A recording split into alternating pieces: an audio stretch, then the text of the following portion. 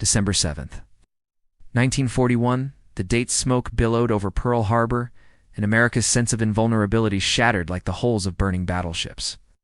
But the explosions that morning represented only the visible face of Japanese military strategy. While carriers retreated toward across the Pacific, another kind of warfare had already begun creeping through the jungles of the Philippines, the streets of occupied territories, and eventually toward the shores of American-held positions. These were not the uniformed soldiers of conventional combat, but shadow warriors trained in the art of deception. Japanese infiltrators who moved through Allied lines speaking flawless English, wearing captured uniforms, and carrying forged identification papers that could fool even seasoned military police. The infiltration tactics employed by Japanese intelligence services during World War II represented a sophisticated evolution of espionage tradecraft, according to historical records preserved in the National Archives. Japanese military intelligence had been preparing English-speaking operatives since the late 1930s, anticipating eventual conflict with Western powers. These agents received intensive language training at specialized facilities in Tokyo and Manchuria, where instructors drilled them not merely in grammar and vocabulary, but in the cultural nuances that separated a native speaker from someone who had merely memorized a foreign tongue. They studied American slang, regional accents, baseball terminology, and popular music. They watched Hollywood films until they could mimic James Cagney's cadence and quote dialogue from Gone with the Wind. They learned to curse like American sailors and laugh at jokes that required cultural context to understand. The infiltrators served multiple purposes in Japan's grand strategy. Some gathered intelligence on troop movements, supply lines, and defensive positions. Others engaged in sabotage, cutting communication wires, poisoning water supplies, or planting explosives in ammunition depots. The most audacious operatives attempted to sow confusion by issuing false orders, erecting convoys, or spreading rumors designed to lower morale and create paranoia among Allied forces. As reported in wartime intelligence summaries compiled by the Office of Strategic Services, these infiltration operations achieved notable successes in the early months of the Pacific War, when American forces remained disorganized and overwhelmed by the speed of Japanese advances. However, the very success of Japanese infiltration tactics created an atmosphere of intense suspicion throughout American military installations. Every stranger became a potential enemy agent. Every unfamiliar face at a checkpoint demanded scrutiny. Sentries who had once waved through, fellow servicemen with casual recognition, now questioned everyone, examining identification papers with paranoid thoroughness. The psychological impact proved nearly as damaging as actual infiltration units operating in a constant state of heightened alert. Suffered from exhaustion and frayed nerves, exactly what Japanese planners had hoped to achieve. But suspicion alone could not reliably identify infiltrators. American counterintelligence officers needed something more concrete, more foolproof. They needed a test that would separate authentic Americans from even the most carefully trained foreign operatives. The solution they devised would become one of the most famous linguistic traps in military history, a verbal checkpoint that turned the English language itself into a weapon of defense, exposing infiltrators through words their trainers could never have anticipated teaching them. Early 1942 brought a cascade of defeats that shook American confidence across the Pacific theater. Manila fell in January, Singapore collapsed in February. The Philippines became a desperate battlefield where American and Filipino forces fought a losing withdrawal into the jungles of Bataan. In this chaos of retreat and confusion, reports began flooding into intelligence headquarters, describing encounters with enemy soldiers who spoke perfect English, or American uniforms stripped from dead soldiers and carried identification papers that appeared completely authentic. According to military intelligence reports documented in the Pacific War records, at least 17 confirmed cases of successful infiltration occurred in the Philippines during the first 3 months of 1942 alone, resulting in stolen intelligence, sabotaged equipment, and misdirected supply columns that ended up in Japanese hands. The infiltration problem reached critical mass following several incidents that demonstrated how vulnerable American positions had become. In one particularly devastating case near Bataan in late February 1942, a Japanese operative posing as an American lieutenant successfully convinced a guard unit to abandon their defensive position, claiming they had received orders to withdraw. The resulting gap in the defensive line allowed Japanese forces to pour through, outflanking an entire battalion and forcing a costly retreat. The infiltrator disappeared into the chaos of battle before his deception was discovered. But the damage to American morale proved severe. FF soldiers could not trust their own officers. How could they function as a cohesive fighting force? Military intelligence officers assigned to counterintelligence duties understood they needed to develop systematic methods for identifying infiltrators. Simple document checks proved insufficient because Japanese forgers had demonstrated remarkable skill at producing convincing replicas of American military identification. Physical appearance offered limited help in a theater where many American servicemen themselves had Japanese or Filipino ancestry, making racial profiling both morally repugnant and tactically unreliable. The solution, intelligence officers realized, lay not in what infiltrators looked like, but in how they communicated. The concept of using language as a security measure was not entirely new to military practice. During World War I, Native American soldiers had served as code talkers. Using their tribal languages to transmit messages the Germans could not intercept or decode. But the challenge facing American forces in the Pacific required something different, not a code for secure communication, but a verbal tests that could distinguish native English speakers from foreign operatives who had learned English as a second language, no matter how extensively they had trained. Several officers and intelligence specialists contributed to developing the linguistic checkpoint system, though exact attribution remains disputed in historical records. What emerged was a brilliantly simple concept: challenge suspicious individuals to pronounce specific English words that contain sounds or letter combinations notoriously difficult for Japanese native speakers. Japanese language lacks certain phonetic elements common in English, particularly the distinction between L and R sounds, which do not exist as separate phonemes in Japanese. A native Japanese speaker learning English typically struggles to produce these sounds correctly, often substituting sounds that approximate but do not precisely match the English pronunciation. The challenge word that would become most famous, the word that would give the checkpoint system its legendary status, was Lollapalooza, an American slang term meaning something outstanding or impressive. The word contained multiple L sounds in close succession, creating a linguistic minefield for anyone whose native tongue did not distinguish between L and R. Even highly trained infiltrators who had mastered English grammar and vocabulary found themselves betrayed by their own phonetic habits when forced to pronounce this particular word under pressure at a checkpoint in the darkness of night. March 1942 witnessed the first systematic implementation of linguistic checkpoint procedures across American defensive positions in the Pacific Theater. The system spread initially through informal channels as guards at various checkpoints shared their successes with colleagues. But by mid-March, official military intelligence memoranda had begun circulating. Rough command structures formalizing the practice and establishing protocols for its use, according to documentation preserved in the United States Army Center of Military History. The linguistic checkpoint system received official endorsement from General Douglas MacArthur's headquarters by late March, with specific instructions distributed to units throughout the Southwest Pacific Area Command. The checkpoint procedure followed a carefully designed protocol. When sentries encountered individuals attempting to pass through defensive lines during hours of darkness, or in situations where visual identification proved difficult, they would issue verbal challenges requiring the individual to pronounce specific test words. Lollapalooza served as the most famous example, but the system employed numerous other frenetic traps. Squirrel contain, the challenging RL combination. Rural proved nearly impossible for Japanese speakers to pronounce correctly.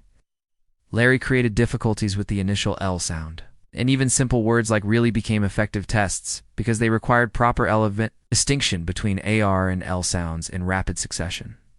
The psychological dimension of the checkpoint system proved as important as its linguistic foundation. Infiltrators approaching American lines operated under extreme stress, knowing that discovery meant immediate death or capture. When challenged to pronounce unfamiliar slang terms under these conditions, even operatives who might have managed the pronunciation in a calm classroom setting found themselves faltering. Their training had prepared them for many contingencies. But Japanese intelligence services had not anticipated this particular form of linguistic warfare. The words chosen for checkpoint challenges deliberately included American slang and colloquialisms that would not appear in standard language textbooks or formal instruction terms that native speakers absorb through cultural immersion rather than formal education. Early successes of the linguistic checkpoint system provided dramatic validation of its effectiveness. In April 1942, sentries manning a checkpoint near American positions in the Philippines challenged 3 individuals, claiming to be American soldiers separated from their unit during a Japanese attack. In order to pronounce Lollapalooza, all 3 individuals failed the test, producing sounds that clearly marked them as non-native English speak. RS. Further interrogation under armed guard revealed they were Japanese soldiers who had stripped uniforms from dead Americans and carried forged identification papers. Intelligence officers estimated these 3 infiltrators would have provided valuable reconnaissance information to Japanese forces preparing an attack on American defensive positions. Similar incidents occurred throughout the spring and summer of 1942 as American forces established defensive perimeters on islands across the Pacific. The checkpoint system proved particularly valuable during night operations when visual identification became nearly impossible. Guards who might have hesitated to shoot individuals wearing American uniforms gained confidence knowing they possessed a reliable method for distinguishing friend from foe. The system's reputation spread among Japanese intelligence services as well, creating a deterrent effect. Infiltrators who learned about the linguistic checkpoints had to weigh whether attempting to pass through American lines was worth the risk of certain exposure. The effectiveness of Lollapalooza and similar test words stemmed from fundamental differences between Japanese and English phonology. Japanese contains only 5 vowel sounds and lacks many consonant combinations common in English. The distinction between L and R sounds does not exist in Japanese phonetics. The Japanese language contains a single liquid consonant that falls somewhere between English L and R, but matches neither precisely. Japanese speakers learning English must train their tongues and ears to perceive and produce a phonetic distinction that simply does not exist in their native language. A task that requires years of practice, and even then may never become completely natural. Understanding the Japanese infiltrators' experience requires examining their training, motivation, and the impossible position into which linguistic checkpoints place them. These men, they were almost exclusively men during World War. 2 had volunteered or been selected for infiltration duty based on their language aptitude, intelligence, and demonstrated loyalty to the Japanese military cause, according to historical accounts compiled Fr. on post-war interrogations and memoirs published decades after the conflict. Infiltration training programs operated with intense secrecy at facilities throughout the Japanese Empire, where selected candidates underwent months of immersive English language instruction. The training regimen for infiltrators combined traditional language education with cultural indoctrination and survival skills. Students attended classes taught by instructors who had lived in America or Britain, learning not just vocabulary and grammar, but the subtle patterns of American behavior, how Americans walked, gestured, told jokes, and interacted with one another. They studied maps of American cities, memorized baseball statistics, and practiced forging American handwriting. They learned to smoke American cigarettes with the casual manner of habitual smokers and to curse with the creative profanity of enlisted men. Some facilities even constructed mock American towns where trainees lived for weeks at a time, speaking only English and adopting American personas to make their cover identities more convincing. Despite this extensive preparation, the training programs contained a fundamental flaw that their designers could not overcome. They could not replicate the phonetic patterns that native English speakers absorbed from infancy. Japanese instructors teaching English themselves struggled with L and R distinctions, meaning they could not model correct pronunciation for their students. Even when training programs employed American-born teachers, usually second-generation Japanese Americans coerced or persuaded to participate, the artificial environment of a classroom could not reproduce the unconscious phonetic habits developed through childhood immersion in an English-speaking environment. Infiltrators who passed through the training programs and received deployment orders understood they were embarking on missions with low survival probability. Intelligence gathering behind enemy lines offered few opportunities for extraction if operations went wrong. Capture meant interrogation followed almost certainly by execution as spies rather than treatment as prisoners of war. Yet historical records indicate these operatives demonstrated remarkable courage and dedication, motivated by loyalty to their nation. belief in their cause, and in many cases by the honor culture that pervaded Japanese military service during this era. The introduction of linguistic checkpoints created a new and particularly cruel form of danger for infiltrators. Previous risks detection through physical appearance, document inconsistencies, or behavioral errors could be mitigated through careful preparation and cautious operation. But the checkpoint test attacked an infiltrator at his weakest point. The frenetic patterns hardwired eye and toe his speech through decades of speaking Japanese. An operative might have memorized every detail of his cover identity, practiced his American accent until it sounded flawless to Japanese ears, and successfully navigated numerous interactions with American soldiers, only to be exposed by a single word he could not pronounce correctly under pressure. Some infiltrators attempted to develop strategies for avoiding or defeating the linguistic checkpoints. A few operatives tried to fake American regional accents that might explain unusual pronunciation patterns, claiming to be from areas where English was spoken with heavy foreign influence, Louisiana Cajun country, or areas with large immigrant populations. Others attempted to simulate injuries that would explain difficulty speaking, claiming dental problems, throat wounds, or shell shock. The most audacious infiltrators tried to question the checkpoint procedure itself, asking indignantly why they were being subjected to such tests when their identification papers were clearly in order. According to intelligence reports documented in the Pacific War Online Encyclopedia, most of these evasion strategies proved unsuccessful against experienced sentries who had been trained to recognize such deflection attempts. Summer 1942 witnessed the linguistic checkpoint system evolving from an improvised security measure into a standardized military procedure employed throughout the Pacific theater. As American forces transitioned from desperate defense to gradual offensive operations, the checkpoint protocol expanded beyond simple nighttime challenges to become integrated into broader counterintelligence procedures. Military intelligence officers compiled lists of test words categorized by difficulty level and frenetic challenges, creating a systematic approach to verbal identification that could be adapted to different security situations. The original focus on Lollapalooza and similar LER distinction words broadened to include other phonetic challenges that exposed Japanese speakers. Words containing TH sounds proved particularly effective. Japanese lacks the dental fricatives used in English words like think through, and 33 Japanese speakers typically substituted S or T sounds for TH, producing sink instead of think, or true instead of through.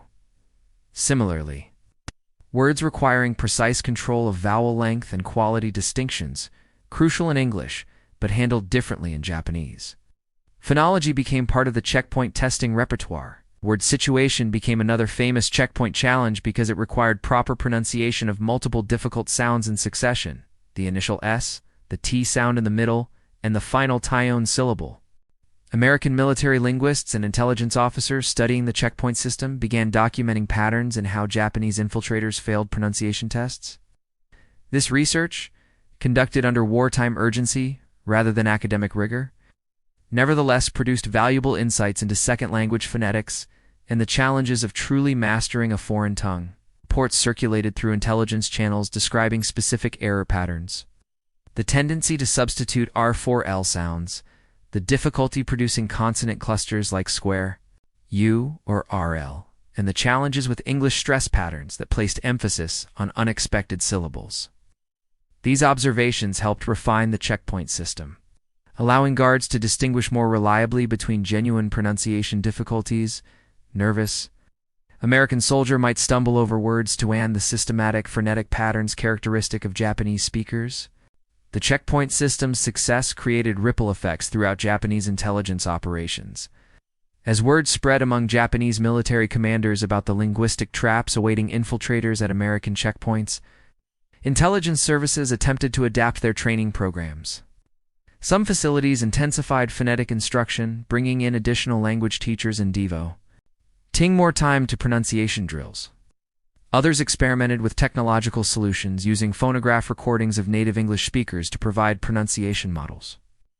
A few programs even attempted to recruit infiltrators from among Japanese Americans or individuals who had spent their childhoods in English-speaking environments. Though such candidates were relatively rare, and their loyalty to Japan sometimes questionable from the perspective of military security services. Despite these countermeasures, the fundamental phonetic challenges remained insurmountable. Language acquisition research conducted in subsequent decades would confirm what American sentries discovered empirically during World War II. Truly native-like pronunciation of a second language becomes increasingly difficult with age, particularly for sounds that do not accent in one's native language. Japanese infiltrators who began learning English as adults or even as teenagers faced neurological obstacles to perfect pronunciation that no amount of training could fully overcome. The critical period for language acquisition, the window during childhood, when the brain remains maximally plastic and capable of absorbing new phonetic patterns, had already closed for most infiltration operatives by the time they began their English training. The checkpoint system also served an important psychological function for American forces beyond its practical security benefits. In the confusing and frightening environment of Pacific combat, where enemy forces employed infiltration tactics, suicide attacks, and other methods that violated Western military conventions, the linguistic checkpoints provided American soldiers with a sense of control and security. Guards manning defensive perimeters during long tropical nights, listening to jungle sounds and wondering whether every shadow concealed an enemy infiltrator, gained confidence from possessing a reliable method for distinguishing Americans from Japanese operatives. This psychological benefit proved valuable even in situations where actual infiltration attempts were rare. Knowledge that effective countermeasures existed helped maintain morale and combat effectiveness. The system's effectiveness varied somewhat by location and circumstance. In rear areas where security remained relatively tight and infiltrators had to pass through multiple checkpoints, the linguistic challenge system proved highly reliable. In forward combat zones, where lines remained fluid and units mixed together chaotically during combat operations, the system became more difficult to implement effectively. Nevertheless, even in these challenging environments, sentries frequently employed verbal challenges when confronted with suspicious individuals, adapting the formal checkpoint procedure to the immediate tactical situation. The success of the linguistic checkpoint system illuminated profound differences between Japanese and English language structures that extended far beyond simple vocabulary or grammar. The differences reflected fundamentally distinct approaches to organizing sounds, constructing meaning, and expressing concepts gaps that no amount of study could fully bridge without years of immersive exposure. Beginning in early childhood, understanding these linguistic dimensions provides insight into why Lollapalooza and similar test words proved so devastatingly effective against even highly trained infiltrators. Japanese phonology operates on principles that differ dramatically from English sound systems. Where English employs approximately 44 distinct phonemes, the smallest units of sound that distinguish meaning Japanese uses only about 20. This narrower phonetic inventory means that Japanese speakers learning English must learn to perceive and produce roughly twice as many distinct sounds as exist in their native language. The challenge becomes particularly acute with English consonants, which include numerous distinctions absent from Japanese. L versus R, V versus B, TH versus S, or T, and many others. These are not merely different ways of pronouncing similar sounds, but represent phonemic distinctions, meaning differences in these sounds can change word meanings in English, while Japanese treats them as variations of a single sound.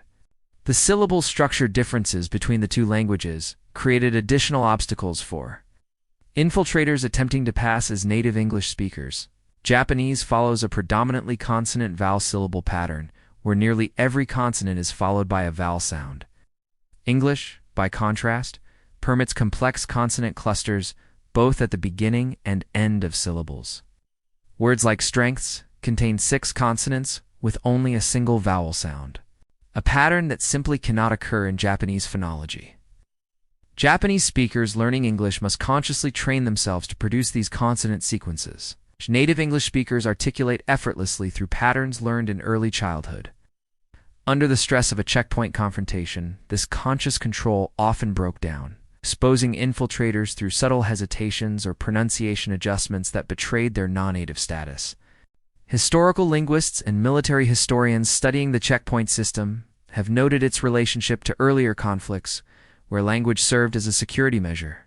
During the Battle of the Bulge, in December 1944, American forces in Europe faced German infiltrators who spoke excellent English and wore captured American uniforms.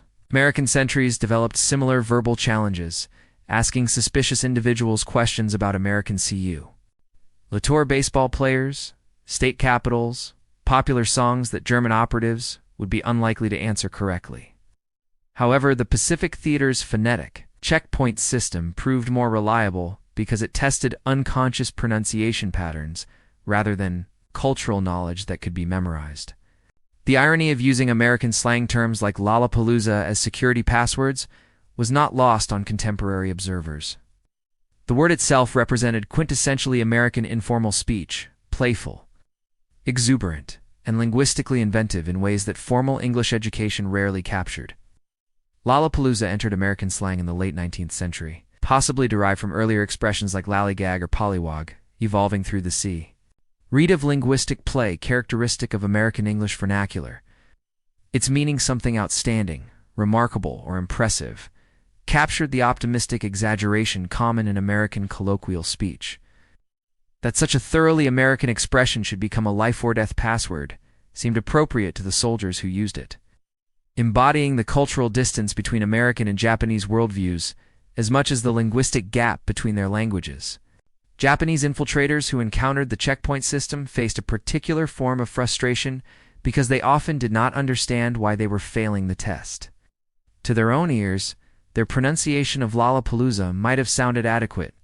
They produced sounds that seemed to approximate the English word as they had learned it from their instructors. But to native English speakers, the subtle substitutions of Japanese liquid consonants for proper L sounds created an immediately recognizable foreign quality. This perceptual gap, the difference between how infiltrators heard their own speech and how Americans heard it, represented one of the most insurmountable obstacles to successful infiltration. An operative might believe he had mastered English pronunciation while remaining completely unaware of the phonetic tells that would expose him at a checkpoint. The checkpoint system also highlighted the limitations of the Japanese intelligence service's approach to infiltrator training. Japanese military culture of this era emphasized discipline, memorization, and adherence to established procedures, approaches that worked well for many aspects of military training, but proved inadequate for the fluid, creative challenge of completely mastering a foreign language and culture. American English in the 1940s was evolving rapidly, incorporating new slang, regional variations, and cultural references faster than any formal curriculum could track. Infiltrators trained on textbook English, or even on English as it had been spoken in America years earlier, found themselves operating in a linguistic environment that had moved beyond what their training had prepared them to handle.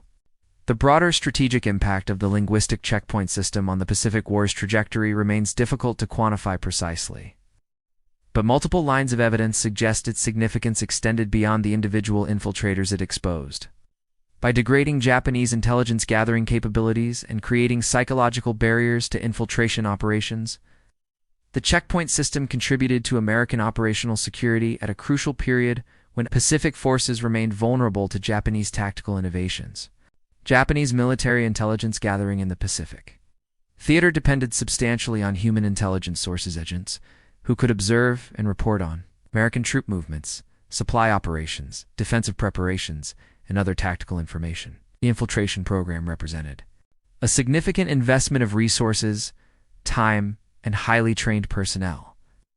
Each infiltrator required months of language instruction, cultural training, and mission preparation before deployment.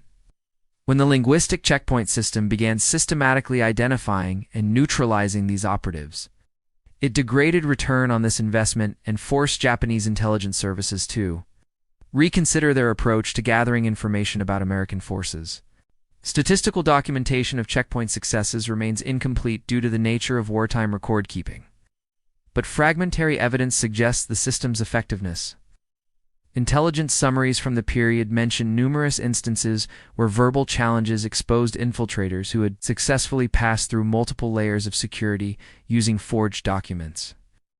One report from August 1942, preserved in the National Archives Pacific War Collection, documents 17 confirmed cases during a 3-month period where Japanese infiltrators were identified through pronunciation tests at checkpoints in the Solomon Islands area. Given that these represent only documented cases where formal reports were filed, the actual number of infiltrators exposed through linguistic challenges likely ran considerably higher.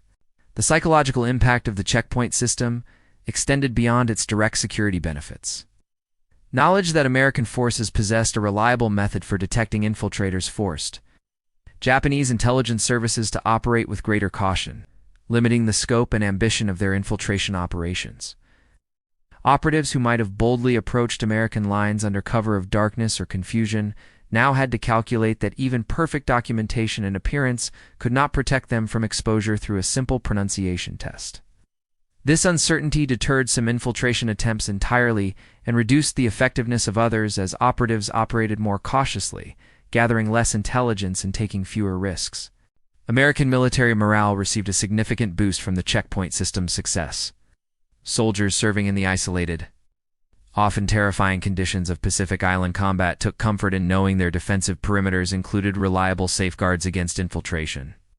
The fear that any stranger might be an enemy spy, that anyone wearing an American uniform might be a Japanese operative preparing sabotage or gathering intelligence, had corroded unit cohesion and created an atmosphere of paranoid suspicion. The linguistic checkpoint system channeled this concern into productive security measures while reducing the ambient anxiety that had plagued American forces in the early months of Pacific fighting. The system's fame spread through military forces and eventually reached civilian populations through newspaper accounts and letters from soldiers describing their experiences. Lollapalooza entered American popular culture as a symbol of American ingenuity and the clever ways American forces were defeating Japanese tactics. This cultural dimension mattered more than might be immediately apparent civilian morale on the home front, depended substantially on belief that American forces were finding effective responses to Japanese military challenges.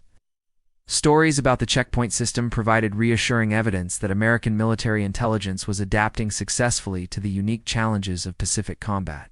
Japanese military planners, attempting to assess American defensive capabilities, had to factor the checkpoint system into their operational planning.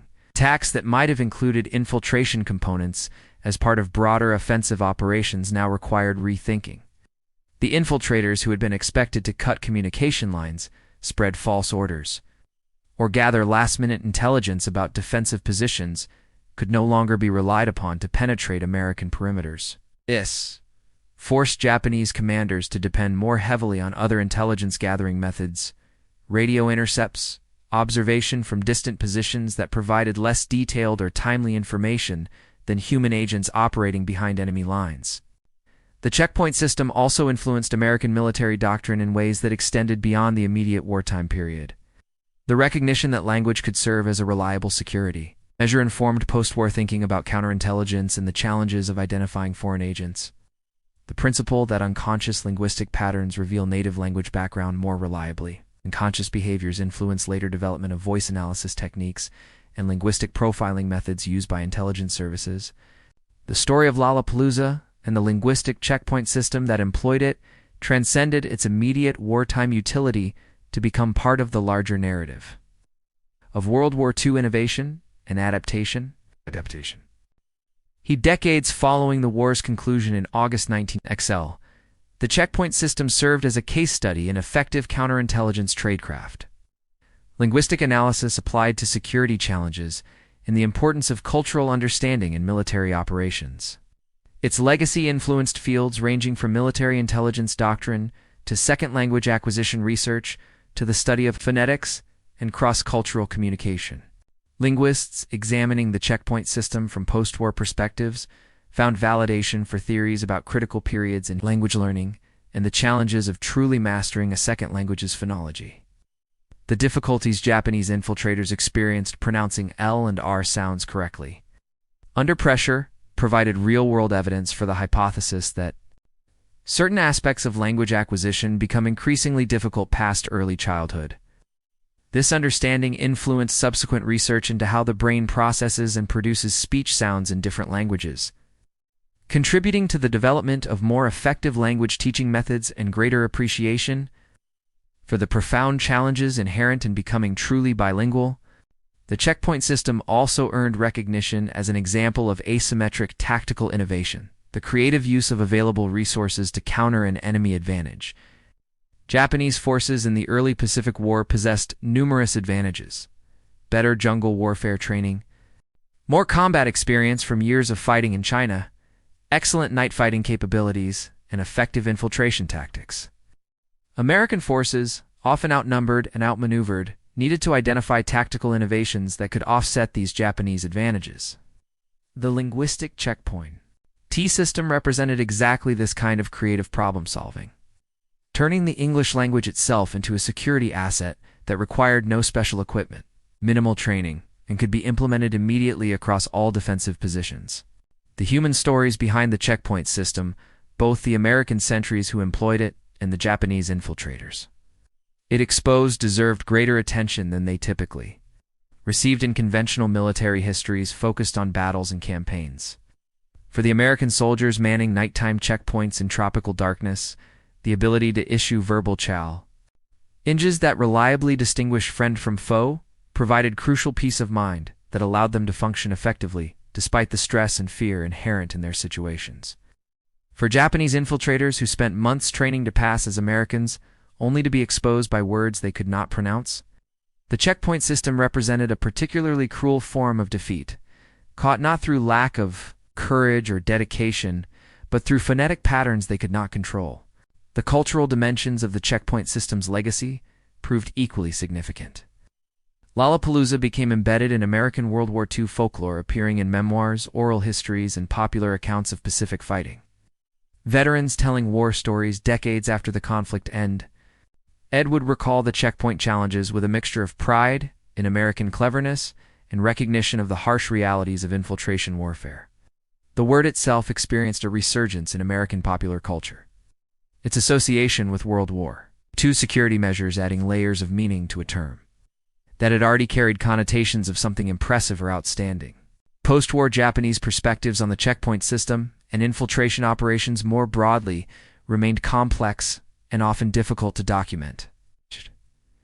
The shame associated with military defeat, the restructuring of Japanese society during occupation, and the deliberate effort by many Japanese to move past wartime experiences meant that detailed accounts from former infiltrators remained rare. The few memoirs and interviews that did emerge painted pictures of men who had believed deeply in their mission, trained extensively to accomplish it, and experienced the frustration of being defeated not through any failure of courage but through linguistic patterns they could not overcome despite their best efforts. Modern military forces continued to employ variations of linguistic identification in counterintelligence operations, though specific methods remained classified. The fundamental principle that the checkpoint system demonstrated that language patterns absorbed in early childhood reveal themselves under stress in ways difficult to consciously control or disguise remain valid regardless of technological advances in forgery, disguise, or other infiltration techniques.